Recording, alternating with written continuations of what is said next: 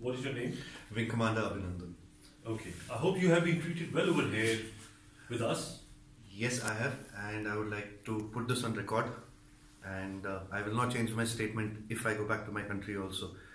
The officers of the Pakistani army have looked after me very well. They are thorough gentlemen, starting from the captain who rescued me from the mob and from his soldiers, and thereafter the officers into the unit which I was taken to. Okay. This is what I would expect my army to behave as, and I am very impressed by the Pakistani army. Okay, wonderful. So, Wing Commander, you hail from which place in India? Am I supposed to tell you this, Major? I'm sorry. I'm from down south. You're from down south? Yeah. Okay. And are you married? Yes, I am. You're married? Yes. Okay. I hope you like the tea. The tea is fantastic. Thank you. Okay. And now coming over to some specifics. Which aircraft you were flying? I'm sorry, Major. I'm not supposed to tell you this, but I'm sure you found the wreckage. And what was your mission?